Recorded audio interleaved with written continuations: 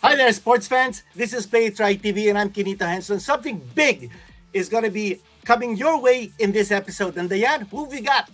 Oo nga, we're so happy kasi syempre medyo we're still hurting from our mga Gilas losses, di ba? We're still hoping for a win sa FIBA World Cup. Pero meron tayong tatlong tagumpay international matutunog na tagumpay in the field of boxing. Unang-una, in Thailand, nanalo siya in sensational fashion, Vincent Astrolabio.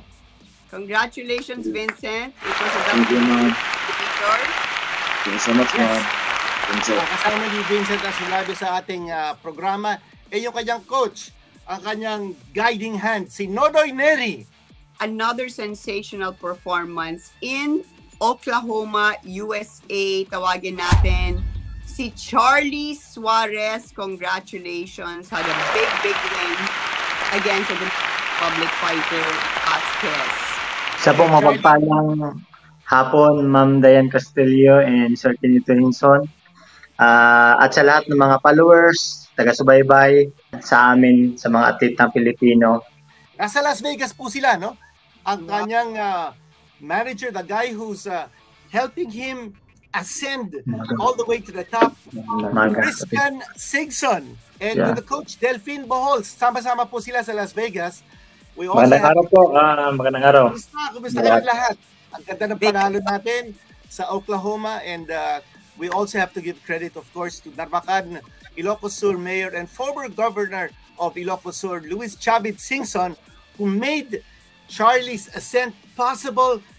Called up top-ranked chairman Bob Arum, got him a 3-fight contract, 1 down, 2 to go, hoping that Charlie Suarez becomes a world champion soon. Dayan, we've got a third boxer to introduce.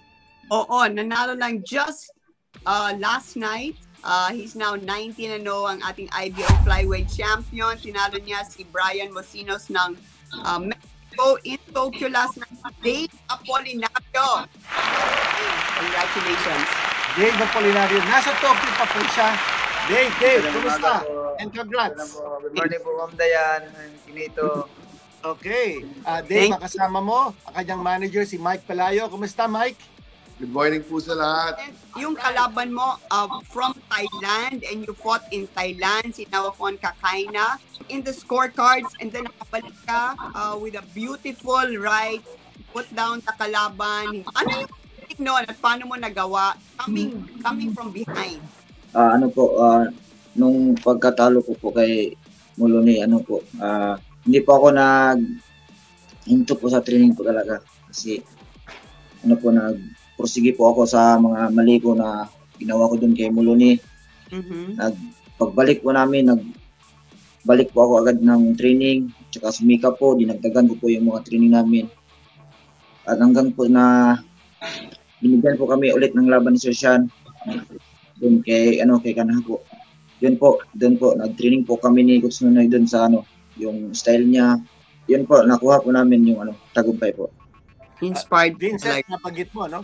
Nung Mayo, pumunta ka sa Stockton sa California sa Amerika, tapos natalo ka kay Jason Maloney, and that was for the vacant Bantamweight Championship. Majority decision lang. Pero napakasakit nun yung pagkatalo mo because marami nagsasabi na dapat ikaw ang nanalo. Pero eto, hindi mo na pinabayaan sa mga kamay ng judges against Nawafon sa Bangkok. Down ka, sabi nga ni Dayan, 2 of the 3 judges scorecards, down ka, entering the 11th round. Pero pinabagsak mo. Yung overhand right, yun ang ginamit mo, bumagsak si Nawafon. Bumagon siya, pero umatake ka agad, tinigil na ng referee. At Nonoy, nasabi mo sa akin, yung overhand right, yun ang palagi yung pinagpa-practice. Alam mo ba na nung 11th round, dehado kayo, behind kayo sa puntos, at kailangan na talagang manalo by knockout? Nonoy?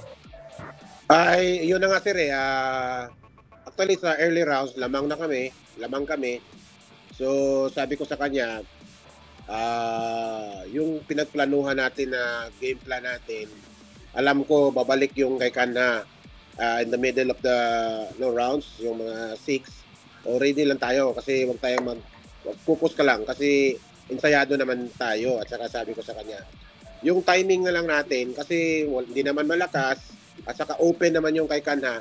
Kunin natin yung timing natin at saka yung overhand right straight natin, matagal na natin ginagamit yan. So yun na, ilabas na natin yun. Inintay lang po namin yung bukas ng kamay po ni kay Kanha.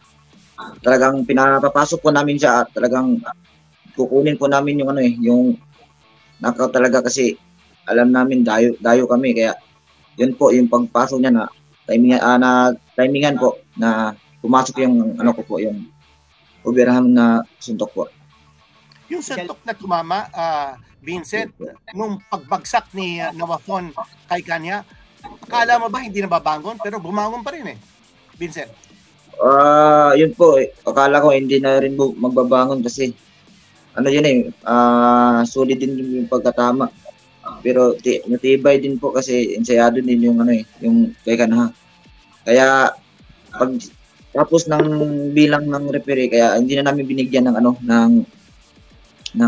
talaga kailangan ng talagang suntukin lahat ibuhos na. Kaya ayun po tinigil ko. What a feeling kasi down na siya tapos sa kabalik at nanalo pa tayo. Alam mo, that's really something hard to do na lumalaban sa bansa ng kalaban mo in boxing, 'di ba? Gaya ng sinabi mo. So, maganda talaga yung ginawa mo at hindi mo na hinintay yung yung decision ng mga judges. So, maganda tagumpayan. Vincent, congratulations. Ngayon naman, we're going to Charlie na also talagang explosive, aggressive, ang ganda rin ng laban, unanimous decision against Vasquez of the Dominican Republic. Charlie, totoo ba na may broken right hand ka? Yes po, ma'am. First round pa lang po, end of the first round, doon po sumakit at kumama po sa parang dito niya sa anong tawag ito? Cheekbone. At yun po, namaga na po yun. And then, pinilit ko lang po siya. At saka, hindi ko lang sinabi sa coach ko o sa team kasi baka mag-iba yung namin style or Wow. Kaya sinabi ko na lang po sa team ko, sa kanila coach, nung papunta kaming dugout, sabi ko, coach, namaga yung kamay ko na-injury ako, first round pa lang. Wow, so lumalaban ka the whole fight na masakit yung right hand mo? So bawat tawan mong suntok na feel mo? Opo, kaya nag-switch ako kasi para hindi ko masyado magamit yung kaliwa, yung pang-jab ko ay pang-straight sa kanan. Kaya nagkakaliwa ako para mas magamit ko yung pang-straight. And then, yun po yung parang yung ginawa ko. May injury ka na ba dati doon sa kamay mo? Wala po. First time ko pong ma-injury ng ganun. May follow-up question ako, Charlie. No? Yung kalaban mo si Johan Vasquez, taga Dominican Republic. Nakakatakot yung kanyang record, 20 knockouts and 25 wins. Yeah. Malakas sumuntok ito. Naramdaman mo ba ang lakas niya, Charlie? Hindi na, medyo kaya ko po yung lakas niya, sir. At saka, inaral din namin ng coach ko ni Coach Delpin, yung style niya. Kasi, lagi ganun, parang hindi nagbago First round pa lang, ganun na. Hanggang so, na-check ko na agad first round pa lang kasi hindi siya nagbabago ng style. So, ang pagkakaalam niya sa akin is right lang yung gamitin ko. Nag-switch ako ng kaliwa. Kaya pabalik-balik ako pa-change. Coach, Yes, ma'am. given yung kalaban nyo, kasi ba incredible record, was bigger, was also super aggressive. Ano yung mga instruction mo kay Charlie? Yes, ma'am. Kasi sa preparation na, ma'am, inaral ko talaga yung style ni Johan. So, nung nakita ko nung first round, ma'am, hindi na talaga siya nagpalit ng style. So, yung ginawa niya, nag-double jab siya. Na-check na talaga ni Charlie agad. Sabi ko, nag-double jab siya. Sa yung mga wild niya na masuntok. Inaral talaga namin kung ano yung pang-counter niya. Ang sinabi ko lang kay Charlie, huwag niya lang harapin yung kalaban niya. Saka, hindi nagpa-love si Charlie, ma'am, kasi nakikita ko na yung tumatama na malakas, ma'am. Hindi niya sinabi sa akin na damage na pala yung kanang kamay niya. Kaya sabi ko, dagdagan mo ng suntok. Ang ano ko naman, ipapalo upan niya ba? Yun pala, hindi na pala siya nakapagsuntok dahil may dami sa yung kamay niya. Pero yung mga game plan namin noon, nagawa talaga nun, yun lang, hindi lang talaga na-KO. Nahalata mo ba, Coach Delphine, na nung nag-switch hit si Carly, na Hindi, sir, baka may tama ang kanyang kanan na kamay? Hindi sir, hindi ko siya talaga halata sir na may name din sa sir kasi yung mga suntok niya sir, ganun pa rin sir kasi yung nagka-counter attack siya ng kanan, solid pa rin yung tama sir. Iba talaga si King's Warrior. Nasa puso, grabe ang puso mo. Tsaka, of course, you always lead your faith to the Lord. At matanong ko lang si Christian. Christian, your dad played a very major role in making this happen for Charlie to fight in the US. There are 2 more fights in this contract with Top Rank. I'm sure it will be extended. But are you thinking that there's a world title shot coming up for Charlie? Well, yeah, I believe, there's a very big chance for a title fight. And if people ask me if, Charlie's championship material from what I've seen, I can really see the discipline of Charlie. Actually, his discipline is unlike anybody I've ever seen in my entire life.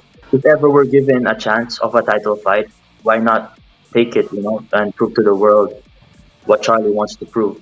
Okay, si Dave naman, who just won Tokyo, Japan. Dave, congratulations. Tinapos boxer from the It was a really big fight there. Describe mo yung panalo mo that just happened. So, ma'am, sobrang excited kasi kasama ko yung mga teammate ko dito sa Owashi Boxing Gym.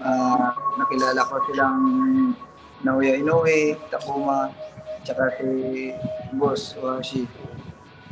Tsaka excited talaga sa laban, ma'am, at tsaka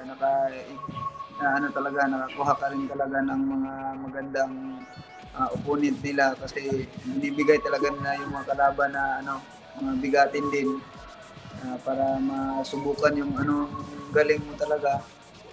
So yun, ma'am, sobrang maganda yung laban namin, ma'am.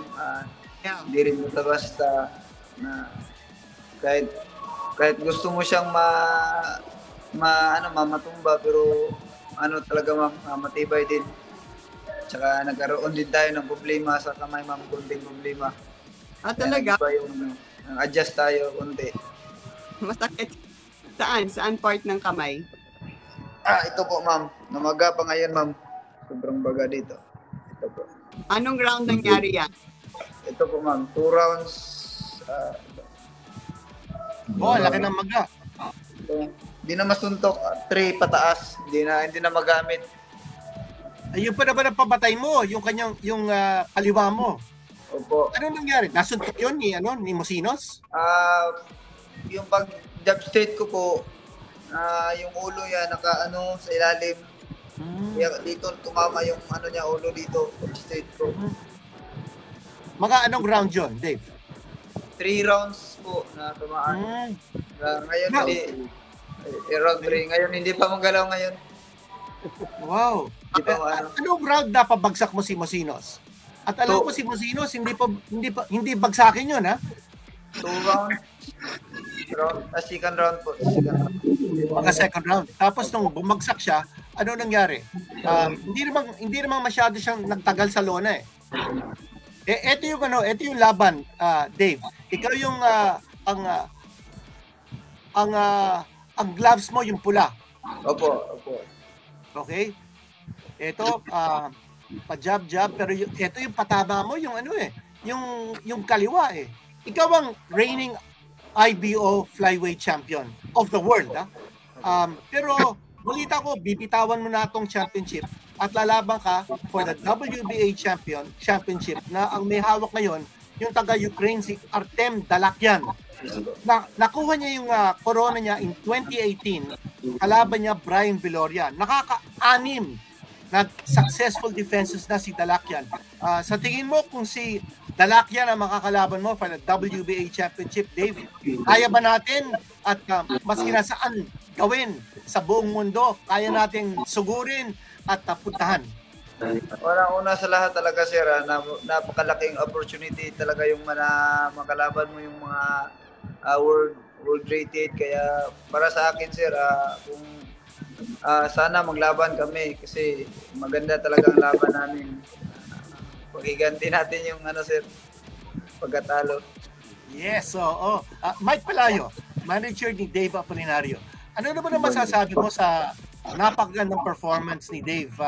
Kagabi lang nangyari ito sa Tokyo, ha? Record niya 19-0. Wala pang talo si Dave Apolinario with 30 knockouts. Anong comment mo, Mike? Actually, he made the fight, yung opponent, look easy talaga eh.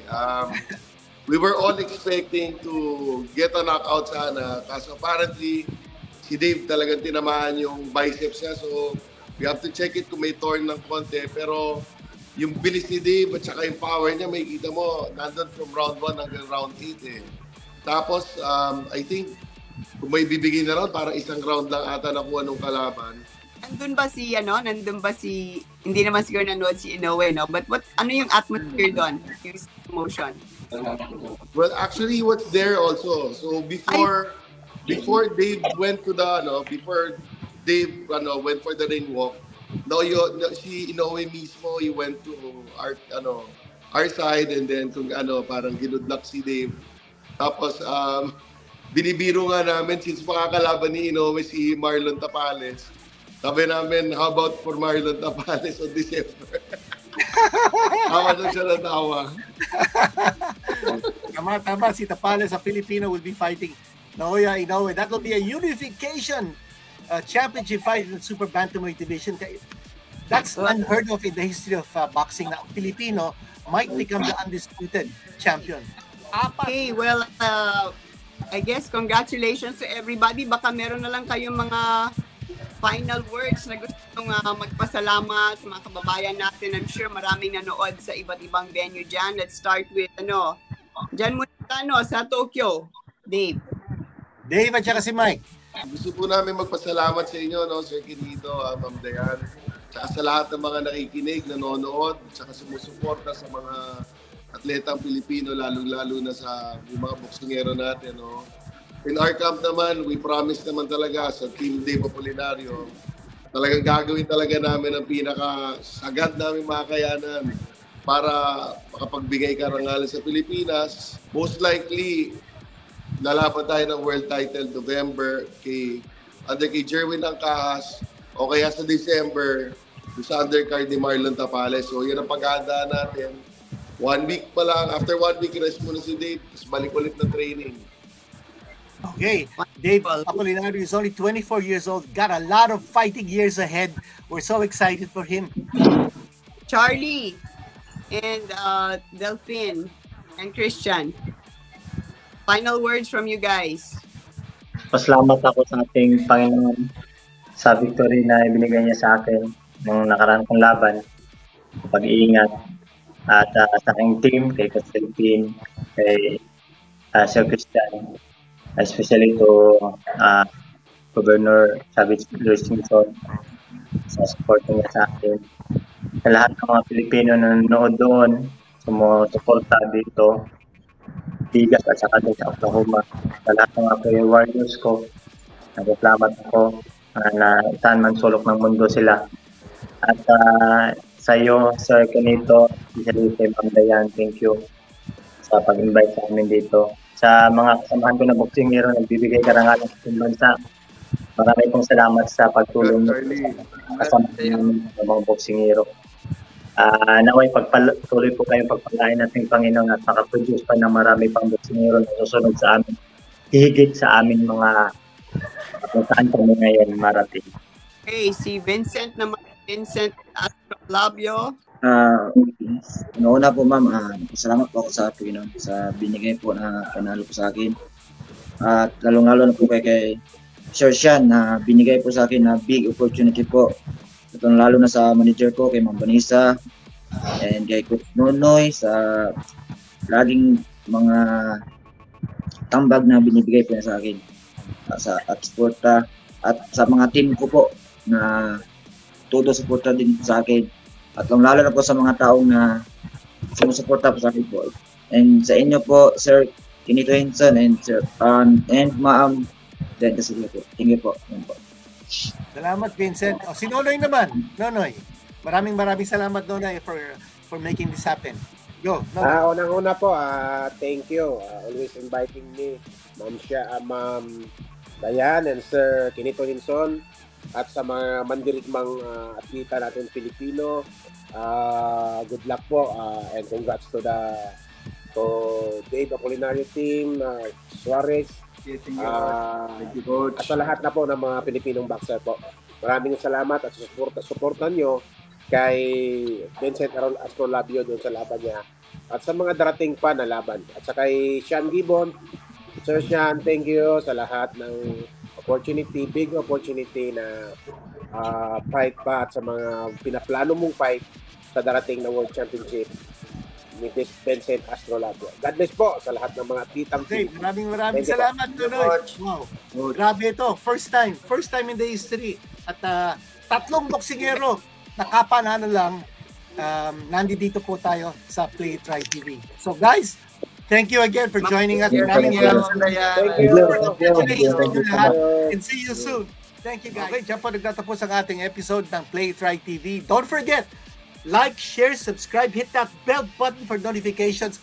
And Dayan, as I kept on saying during this episode, first time in the history of Play Try TV, tatlong boksingero from different parts of the world coming together on the Play It Right TV platform. And they all had challenges. I mean, their victories didn't come easy. They had to work really hard. Narinig naman natin may mga injury, masakit, maga, but they pulled through and kept going, and that's really, really wonderful news. And hopefully, they'll be on their way to world title fights.